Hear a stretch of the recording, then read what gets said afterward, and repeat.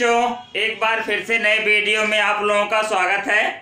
बच्चों, आज कक्षा 11 के पीरियाडिक टेबल से वे प्रश्न लिए गए हैं जो वार्षिक परीक्षा 2023 में पूछे जाएंगे या कंपटीशन में भी पूछे जाते हैं, या जब तक आप केमिस्ट्री पढ़ोगे तब तक ये प्रश्न काम आएगा आपके। टॉपिक क्या है? टॉपिक है पीरियाडिक टेबल में तत्वों का स्थान ज्ञात करना। यानी जो दीर्घाकार आवर्त सारणी है, नील बोहर बरी ने जो दिया था उसमें कुल मिलाकर 118 तत्व हैं और 118 तत्वों को कहां कहां स्थान दिया गया है आज हम इस वीडियो के माध्यम से जानेंगे। इसमें आप लोगों को बताया जाएगा किसी तत्व का आवर्त कौन सा होता है, किसी तत्व का बलाक कौन सा होता है और किसी तत्व का वर्ग कौन सा होता है। क्योंकि पीरियाडिक टेबल में तीन ही चीज महत्वपूर्ण है, आवर्त, बलाक और वर्ग। और इस वीडियो के माध्यम से हम आज समझेंगे कि किसी तत्व का आवर्त किस प्रकार ज्ञात करते हैं। तो आपका बोर्ड पे लिखा है आवर्त सारणी में तत्वों का स्थान ज्ञात करना।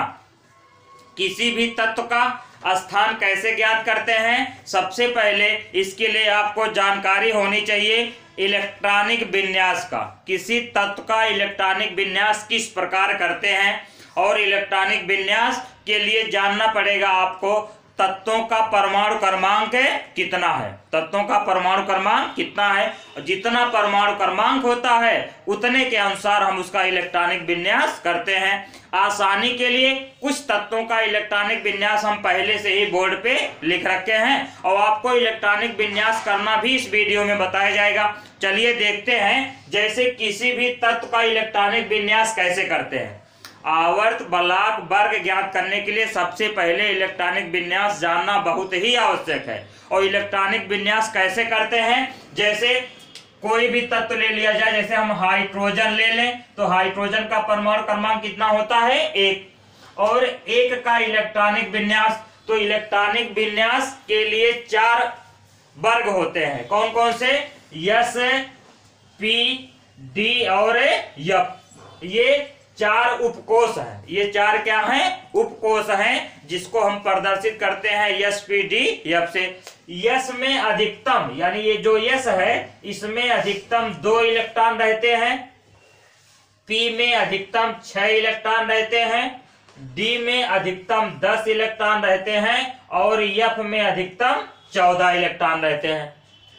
यहां तक रहते हैं, अगर कम रहेंगे तो इससे कम भी रहते हैं। जैसे अगर यस में 1 ही है तो S1 लिखा जाएगा, पी में 6 नहीं पूरा हो जा रहा, पूरा हो पा रहा है तो 5, 4, 3 जितना पूरा उतना लिखा जाएगा। अब इलेक्ट्रॉनिक विन्यास करते कैसे हैं? तो एक नियम है आप-बाऊ का नियम। नियम कौन सा है? आप-बाऊ का नियम। और उस आप-बाऊ के नियम से हम इलेक्ट्रॉनिक विन्यास कैसे करते हैं तो हम देख लीजिए। उसके लिए हम जिंक का करके दिखा देते हैं। किसका करके दिखा देते हैं? जिंक का। जिंक का परमाणु क्रमांक कितना होता है? 30। जिंक कितना होता है? 30। और 30 के लिए जो इलेक्ट्रॉनिक विन्यास करेंगे, पहले क्या आएगा? 1s2, फिर उसके बाद 2s2, फिर 2p6। यानी ये जो इलेक्ट्रॉन लिखिए ऊपर 2, 2, 6 ये लिखे जाते हैं, यही इलेक्ट्रॉनों की संख्या है। क्या है? ये इलेक्ट्रॉनों की संख्या। तो 1s2, 2s2, 2p6, फिर उसके बाद 3s2, 3p6, फिर उसके बाद 4s2, 3d10। अब हम इसको जोड़ेंगे तो 30 हो गया होगा। 2, 2, 4, 6, 10, 10, 2, 12, 6, 18, 2, 20, 10 है 30। यानी कुल मिलाकर इलेक्ट्रॉन कितने हो गए? 30। ये जो यस लिखा है, पी लिखा है, डी लिखा है, एफ लिखा है, ये है उपकोष। ये क्या है? उपकोष है। और जो आगे 1, 2, 3, ये 4 जो लिखा है ये कोष है। ये क्या है? कोष। इसी कोष और उपकोष और ये इलेक्ट्रॉनों की जो संख्या, इन्हीं तीनों के माध्यम से अब हम ज्ञात करेंगे आवर्त क्या होता है, बलाक क्या होता है और वर्ग। तो हम जानते हैं पीरियाडिक टेबल में आवर्त की संख्या कितनी होती है? पीरियाडिक टेबल में आवर्त की संख्या कितनी होती है? 7। ब्लॉक की संख्या कितनी होती है? ब्लॉक कौन कौन सा होता है? ब्लॉक, तो ब्लॉक कौन कौन सा होता है? ब्लॉक होता है 4, S, P, D और F, 4 ब्लॉक होते हैं। और वर्ग कितना होता है? वर्ग होता है कितना? 18। अब जितने भी तत्व होते हैं किसी तत्व का हम आवर्त कैसे, ब्लॉक कैसे और वर्ग कैसे ज्ञात करेंगे? तो हम कुछ तत्वों का इलेक्ट्रॉनिक विन्यास लिख रखे हैं। जैसे देखिए हाइड्रोजन का एक होता है जिसका क्या हो जाएगा? 1s1। अब जब हाइड्रोजन के बाद ही 2 नंबर पे हीलियम है तो हीलियम का कितना होता है? 1s1 के स्थान पे क्या हो जाएगा? s2। फिर 3 के लिए लिथियम तो 1s2 2s1। फिर 4 के लिए बेरिलियम 1s2 2s2। फिर 5 के लिए बोरान 1s2 2s2 2p1। इसी प्रकार हमारा देखिए बढ़ता जा रहा है। कार्बन के लिए 2p2 हो गया, नाइट्रोजन के लास्ट में 2p3, यानी 1 2 3 4 5 6। फिर जब p में अधिकतम 6 होते हैं, फिर s में, फिर d में, ऐसे भरा जाएगा। तो सबसे पहले हम आवर्त कैसे ज्ञात करते हैं? आवर्त ज्ञात करने के लिए बता रहे हैं। क्या ज्ञात करने के लिए बता रहे हैं? आवर्त ज्ञात करना। आवर्त कैसे ज्ञात करते हैं? तो देखिए ध्यान से खूब कि किसी भी तत्व का हम आवर्त कैसे ज्ञात करते हैं। ध्यान देना, पहले हम आवर्त बताएंगे, फिर ब्लॉक बताएंगे और फिर क्या बताएंगे? वर्ग बताएंगे।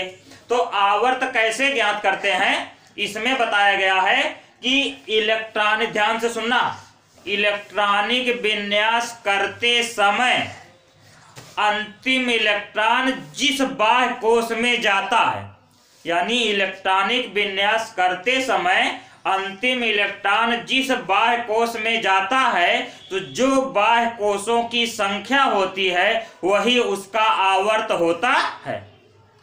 फिर से बता रहे हैं, इलेक्ट्रॉनिक विन्यास करते समय जो बाह्य कोश की संख्या होगी वही बाह्य कोश की संख्या ही उसकी आवर्त संख्या होती है। कैसे देखें? जैसे हाइड्रोजन, ये जो संख्या लिखी है यही बाह्य कोश की संख्या है। तो अब हाइड्रोजन का आवर्त कितना हो जाएगा? 1, क्योंकि 1 लिखा है ना। हीलियम का भी कितना हो जाएगा? 1। जैसे आवर्त ज्ञात करने के लिए क्या हो जाएगा? बाह्य कोश की संख्या, बाह्य कोश की संख्या। अब ध्यान देना, जो बाह्य कोश की संख्या होगी वही होगी आवर्त। तो हीलियम, हाइड्रोजन के लिए क्या होता है? 1s1, 1s1। तो यहां संख्या कितनी लिखी है? 1। तो हाइड्रोजन किस आवर्त का तत्व है? पहले आवर्त का तत्व है। अब हम किसी का भी ले लें, जैसे कार्बन ले लेते हैं। कार्बन का 6 होता है, इसका क्या करेंगे? 6 पे देखो 2 2 4 2 6 यहां आएगा, 6 इसमें आएगा कि नहीं आएगा? तो यानी 1s2 2s2 और 2p2। देखिए 2 2 4 2 6। अब यहां कहां आवर्त बाह्य कोश की संख्या क्या मिल रही है? 2, यानी इसका आवर्त क्या हो जाएगा? इसका आवर्त क्या हो, कितना हो गया? 2। चलिए हम सोडियम ले लेते हैं। सोडियम का होता है 11। सोडियम कितना होता है? 11। तो इसका 1s2 2s2 2p6, कुल मिलाकर कितना हुआ? 10। देखिए 1s2 2s2 2p6, उसके बाद किसका नंबर आएगा? 3s का। तो ये 3 हो गया। और यस में कितना जाएगा? 2 2 4 6 10 1 11। अब यहां कितना संख्या लिखी गई है? 3, यानी इसका आवर्त जो हो गया वो आवर्त कितना हो गया? 3 हो गया। आवर्त कितना हो गया? 3। अगर और हम जान लें, जैसे हम यहां देखो जिंक लिखा है, किसका लिखा है? जिंक का लिखा है। तो जिंक में अब अधिकतम संख्या बाह्य कोश कौन होगा? जैसे ये ऐसे अगर हम बनाएंगे तो ये पहला कोश, ये दूसरा कोश, ये तीसरा कोश, और ये कितना हो गया? चौथा कोश। ये पहला दूसरा तीसरा और चौथा। इसमें चौथा कोश ये होगा जिंक के लिए। जिंक के लिए क्या हो गया? चौथा कोश ये होगा।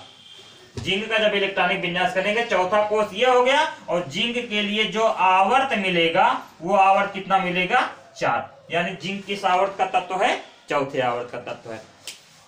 इस प्रकार हम आवर्त कैसे ज्ञात करते हैं ये आपके लिए हो गया कि इलेक्ट्रॉनिक विन्यास करेंगे, जो बाह्य कोश की संख्या आएगी, यानी जो संख्या रहेगा 1 2 3 4 लिखा रहेगा, वही अधिकतम संख्या ही उसकी आवर्त संख्या होगी।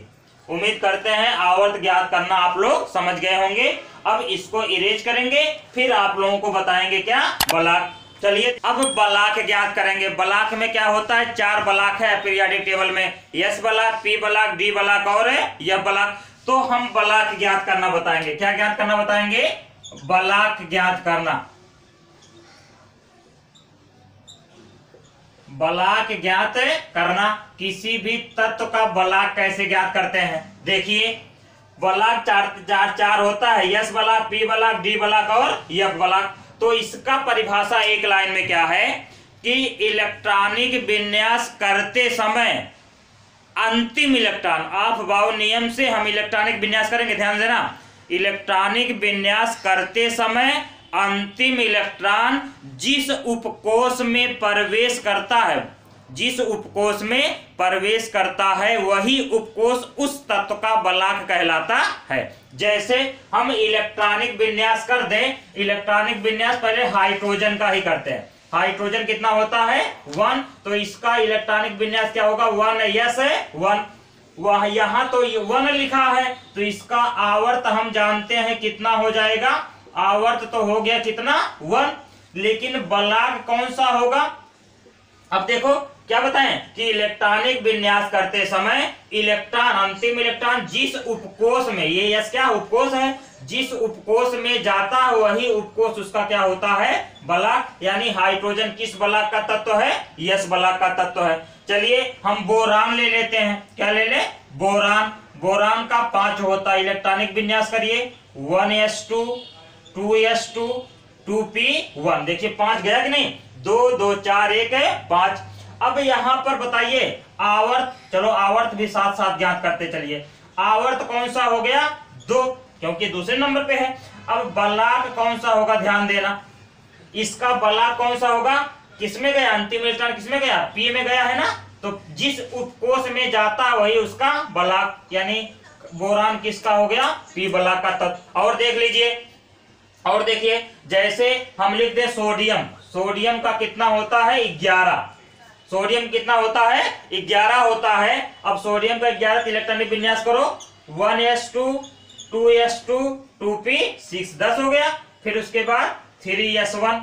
देखिए अब इसका आवर्त बताइए आप लोग, आवर्त कौन सा होगा कि जो अधिकतम संख्या लिखी रहेगी, बाह्य कोश की जो संख्या होगी, ये अधिकतम कितना हो गया आवर्त 3, सोडियम का आवर्त 3। और बलाक कौन सा होगा, देखिए बलाक कौन सा होगा, बलाक में देखिए ध्यान से, अंतिम इलेक्ट्रॉन 3s1 में गया है ना, तो यस उपकोष में गया है कि नहीं, यानी इलेक्ट्रॉन जिस उपकोष में प्रवेश करता अंतिम वाला वही उसका बलाक होता है। तो यहां 3s1 में गया है, तो इसका बलाक कौन सा हो जाएगा, यस बलाक। और देखिए जैसे हम ले लें आयरन का 26 होता है, आयरन कितना होता है 26, इलेक्ट्रॉनिक विन्यास करिए 1s2, 2s2, 2p6, 3s2, 3p6, 4s2, 3d6। अब देखिए जोड़िए 2 2 4 6 10, 2 12 6 18, 2 20 6 26, कितना हुआ, यहां देखिए 26 हुआ कि नहीं। अब इसका आवर्त बताइए आप लोग, आवर्त कौन सा होगा और बलाक कौन सा होगा।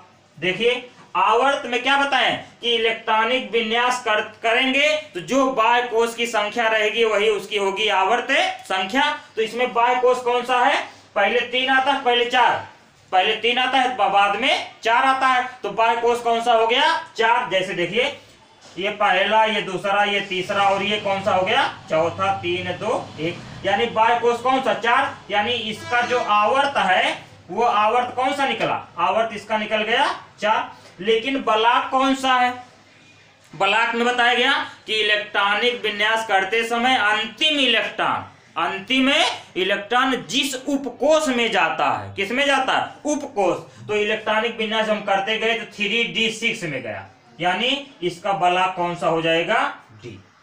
उम्मीद करते हैं आप लोगों को बलाक भी ज्ञात करना आ गया होगा। हाँ, यफ बलाक एक और बच रहा है, यफ बलाक। तो हम यफ बलाक के लिए निश्चित है कि आवर्त सारणी में परमाणु क्रमांक, ध्यान देना, F ब्लॉक के लिए, किसके लिए?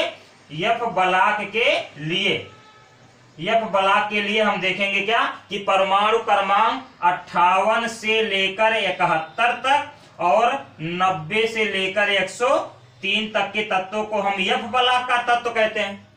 58 से लेकर 71 तक और 90 से लेकर 103 तक के तत्वों को हम F ब्लॉक का तत्व कहते हैं, जिसमें 58 से जो 71 होता है इसको 4F ब्लॉक का तत्व और 90 से 103 होता है इसको हम कहते हैं क्या? 5F ब्लॉक का तत्व। तो F ब्लॉक का तत्व कुछ ज्ञात करने के लिए कोई और ट्रिक है नहीं है, बस यही है कि 58 से लेकर 71 तक रहेगा तो 4F ब्लॉक का तत्व है और 90 से लेकर 103 तक वाला तत्व रहेगा तो 5F ब्लॉक का तत्व कहलाएगा। इस प्रकार हमारा आवर्त ज्ञात हो गया और ब्लॉक ज्ञात हो गया। अब ज्ञात करना है क्या? वर्ग। आप इसका स्क्रीनशॉट ले लीजिए, फिर वर्ग का ज्ञात करना बता रहे हैं। इस प्रकार हमारा ज्ञात हो गया आवर्त और ब्लॉक। अब हम ज्ञात करेंगे क्या? वर्ग। वर्ग कितने होते हैं? 18 वर्ग। कुल मिलाकर दीर्घकार आवर्त सारणी में कितने होते हैं? 18। तो कौन सा तत्व किस वर्ग का तत्व है ये हम इसके लिए ज्ञात करेंगे। तो वर्ग ज्ञात करने के लिए 3 है। एक S ब्लॉक का वर्ग अलग ज्ञात करते हैं, P ब्लॉक का वर्ग अलग ज्ञात करते हैं और D ब्लॉक का वर्ग अलग से ज्ञात करते हैं। F ब्लॉक का वर्ग नहीं होता है। तो देखिए पहले S ब्लॉक का वर्ग, किसका? S ब्लॉक का वर्ग, S ब्लॉक के तत्वों का वर्ग, S ब्लॉक के तत्वों का वर्ग। बहुत इसको विस्तार से बता रहे हैं, आप लोग वीडियो को अंत तक प्लीज देखेंगे तभी आपको लास्ट तक समझ में आएगा। अब वीडियो पहले से अगर बीच में ही छोड़ के चले जाएंगे तो समझ में नहीं आएगा। ये मेरा दावा, अगर आप लास्ट तक देखेंगे तो आज के बाद, इस वीडियो के बाद किसी और वीडियो के देखने की आवश्यकता नहीं पड़ेगी। आप 101% की गारंटी है कि किसी भी तत्व का आवर्त, ब्लॉक और वर्ग कैसे ज्ञात करते हैं आसानी से जान जाएंगे। देखिए S ब्लॉक का वर्ग कैसे ज्ञात करते हैं, ध्यान देना। इसका परिभाषा है कि इलेक्ट्रॉनिक विन्यास करते समय यदि अंतिम इलेक्ट्रॉन S उपकोष में जाता है तो S उपकोष में जितने इलेक्ट्रॉन रहते हैं, बाह्य कोश के S उपकोष में जितने इलेक्ट्रॉन रहते हैं वही उसकी वर्ग संख्या होती है। फिर से परिभाषा बता दे रहे हैं। इलेक्ट्रॉनिक विन्यास करते समय अंतिम इलेक्ट्रॉन बाह्य कोश के S उपकोष में जाता है तो उस S उपकोष में जितने इलेक्ट्रॉन होंगे वही उसकी वर्ग संख्या होती है। जैसे अगर हम हाइड्रोजन ले लें तो हाइड्रोजन का 1s1 तो N1 हो गया। अब इसके लिए हम तीनों निकालेंगे। आवर्त कितना हो गया? 1। ब्लॉक, अब ब्लॉक में क्या हो गया? S में गया तो S ब्लॉक, लेकिन वर्ग संख्या कितनी निकलेगी बताए हैं। यदि अंतिम इलेक्ट्रॉन S में जाता है तो S में जितने इलेक्ट्रॉन रहते हैं वही उसकी वर्ग संख्या होती है, यानी इसका वर्ग कितना हो गया? 1। और देख लो, जैसे सोडियम ले लीजिए, मैग्नीशियम ले लीजिए, क्या ले रहे हैं? मैग्नीशियम का 12 होता है। इलेक्ट्रॉनिक विन्यास करो, 1s2 2s2 2p6 3s2 12 हो गया ना। 2 2 4 6 10 2 12। इलेक्ट्रॉनिक विन्यास 30 तक का हम लिख दिए हैं। अगर 12 का करना है तो 2 2 4 6 10 और 2 12 यहां तक आएगा कि नहीं आएगा? तो मैग्नीशियम का 12 हो गया। अब इसका आवर्त देखो, इसका आवर्त कितना निकला? लास्ट में 3 है तो 3। ब्लॉक कौन सा निकला? ब्लॉक में लास्ट में 3 S में गया है तो S ब्लॉक हो गया। वर्ग के लिए क्या बताए हैं? यदि अंतिम इलेक्ट्रॉन S उपकोष में जाता है बाह्य कोश के तो S उपकोष में जितने इलेक्ट्रॉन होंगे वही उसकी वर्ग संख्या होगी, यानी वर्ग संख्या कितनी हो जाएगी? 2।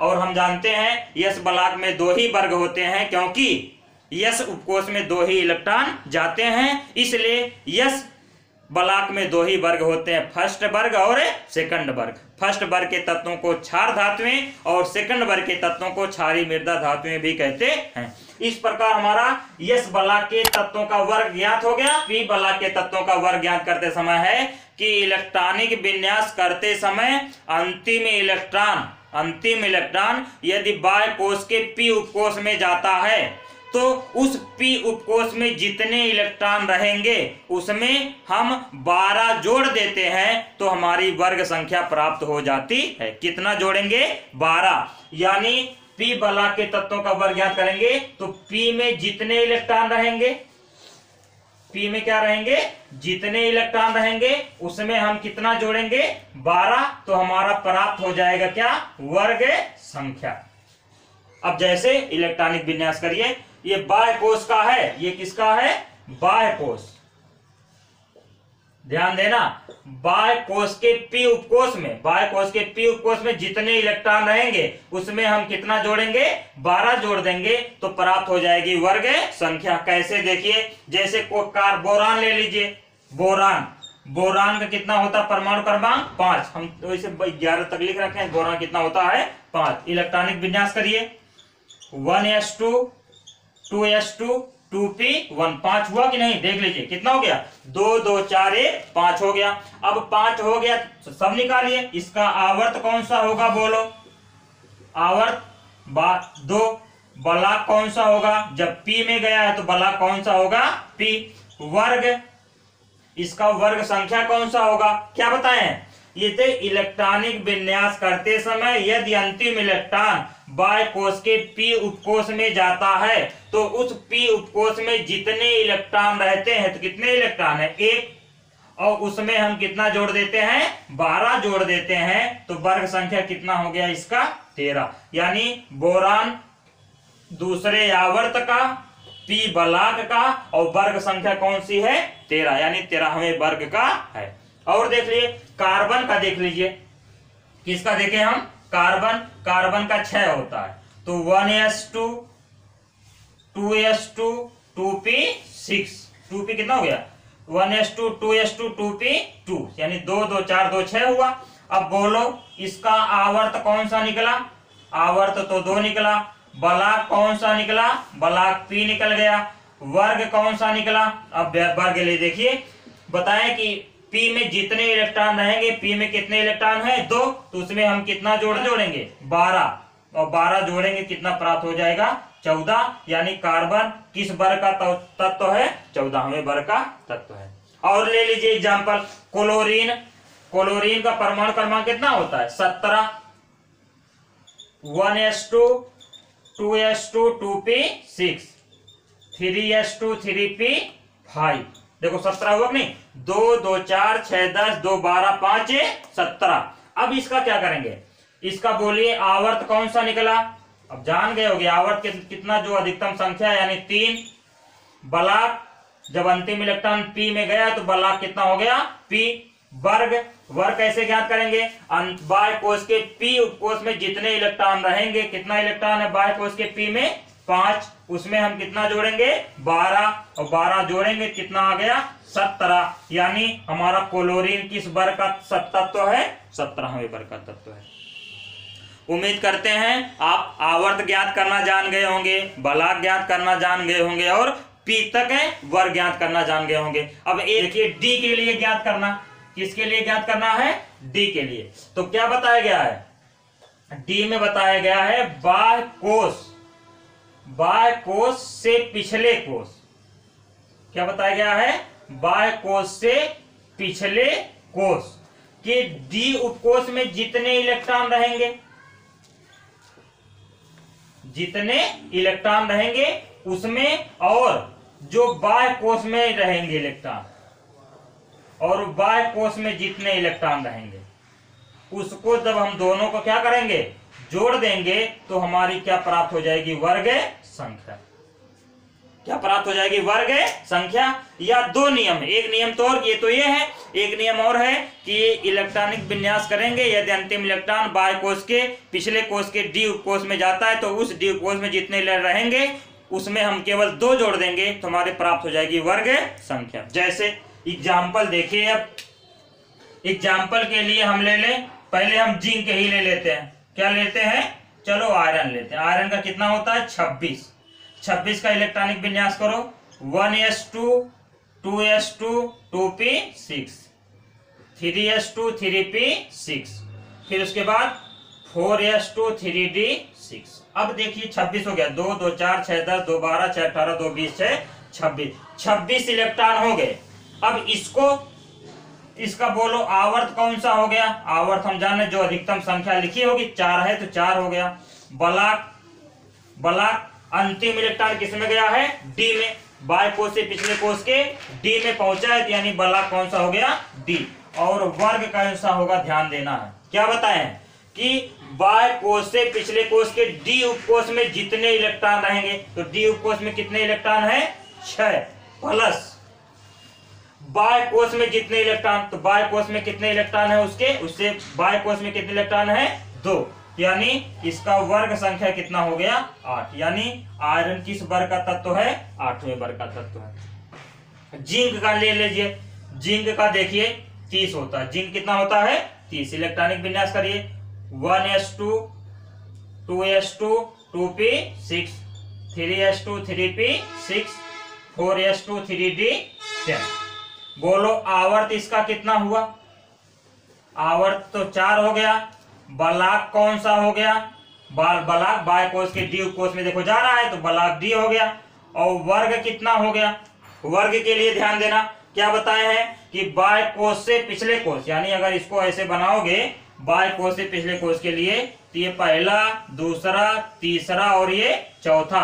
4 ये है, 3 ये है, ये पहला दूसरा, तो 4 ये 3, यानी बाएं कोष से पिछला कोष 3 होगा कि नहीं, तो 3d में कितना गया है, 10 इलेक्ट्रॉन।